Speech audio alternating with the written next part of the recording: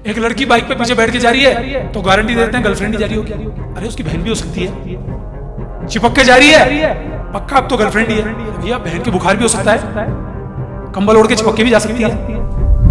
तो आज तो आसान है आपका डिस्ट्रैक्शन दूर करने का। शर्त यही है कि आप उन लोगों को देखें, उन लोगों को सुने जो कम से कम खुद वहां नहीं पहुंच पाए लेकिन कम से कम सत्य की पैरवी तो करते हैं।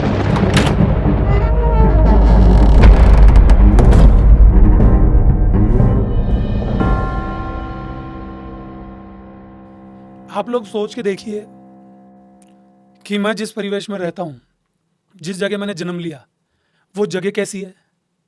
परेशान होने के लिए ये जगह ही काफ़ी है। मैं लोगों को इनवाइट करता हूं कि आओ, आपका जीवन कितना भी अच्छा चल रहा हो, इस जगह अगर आप आ जाएंगे तो आपकी लाइफ डिस्ट्रैक्ट हो ही जाएगी। ये जगह ही ऐसी है, तो तपस्या ही तो है। जिस परिवार में मैंने जन्म लिया वो स्कूल वाले थे, वो जिस कम्युनिटी से थे, जिस धर्म से थे, उसका प्रभाव, फीमेल्स थी उसका प्रभाव, पैसा था वाजिब उसका प्रभाव, फैसिलिटीज थी उसका प्रभाव। कहाँ से ये बातें आएंगी? क्योंकि सबको तो यही बताया हुआ है ना कि जिसके पास पैसा होता है बड़ा आदमी होता है। डिस्ट्रैक्शन तब आएगा जब आपकी आंखें क्लियर नहीं होंगी, जब आपकी आंखें पूरी तरह से खुलेंगी नहीं।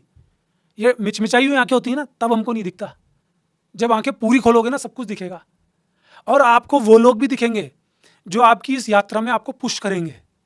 जब आप आंखें कमजोर खोलते हो तो आपको वही लोग दिखते हैं जो आपके जीवन में प्रॉब्लम खड़ी कर देंगे। आप आंखें खोल के देखिए, आज सोशल मीडिया का युग है भाई। आप जो सोचते हैं ना वो आपके सामने आ जाता है। आप कुछ भी डाल के देखिए, सब कुछ आ जाएगा। उसी तरह के वीडियोस आपके सामने आ जाएंगे। आपको बहुत सारे सत्य के पुजारी मिलेंगे। अगर सत्य तक पहुंचने वाले नहीं मिलेंगे तो कम से कम सत्य की यात्रा पे चलने वाले तो मिलेंगे। तो जो डिस्ट्रैक्शन आता है वो उन लोगों के कारण आता है जो आपकी यात्रा से बहुत दूर है। फिर आपके कान मजबूर हैं, कान मजबूत बनाइए। मजबूर क्यों बना रखे हैं? आपकी आंखें मजबूर हैं, जो दिखता है उसी को मान लेते हैं। एक लड़की बाइक पे पीछे बैठ के जा रही है तो गारंटी देते हैं गर्लफ्रेंड ही जा रही होगी। अरे उसकी बहन भी हो सकती है। चिपक के जा रही है, पक्का अब तो गर्लफ्रेंड ही है। अरे भैया बहन के बुखार भी हो सकता है, कंबल ओढ़ के चिपक के भी जा सकती है। तो जरूरी नहीं जो हमारी आंखें दिखाती हैं वो सत्य हो।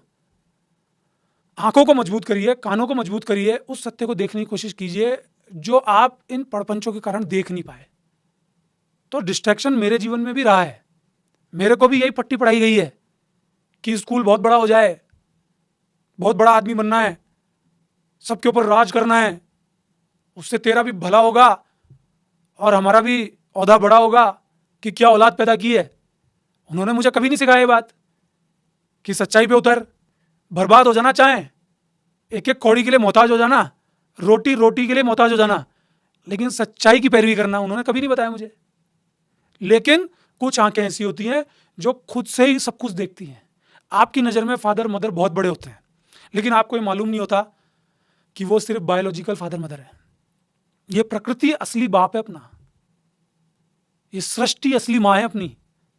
जब आप दूसरों के लिए बोलते हैं ना कि ये तो पराये हैं और अपने बच्चे अपने हैं, अपने माँ बाप अपने हैं, बस अंतर इतना है कि आपको आंखें देख के व्यक्ति समझ नहीं आता। मुझे मेरी जैसी आंखें दिख जाती हैं।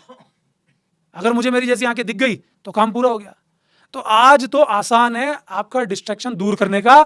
शर्त यही है कि आप उन लोगों को देखें, उन लोगों को सुने जो कम से कम खुद वहां नहीं पहुंच पाए लेकिन कम से कम सत्य की पैरवी तो करते हैं। अब आप बोलेंगे पहचाने कैसे? चीटर भी हो सकता है।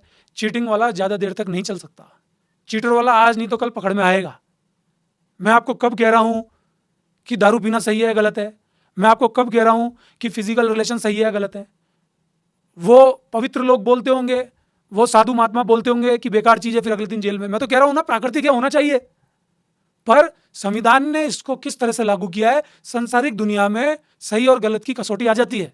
लेकिन अगर आपको वाकई में अपने जीवन में फ्लक्चुएशन नहीं चाहिए तो आपको कम से कम उन लोगों को सुनना चाहिए जो लोग इस मार्ग पे आपकी सहायता कर सकें। अगर आपको लगता है कि मेरी बातें आपको थोड़ी बहुत समझ में आती हैं तो आप मेरी बात भी सुन सकते हैं।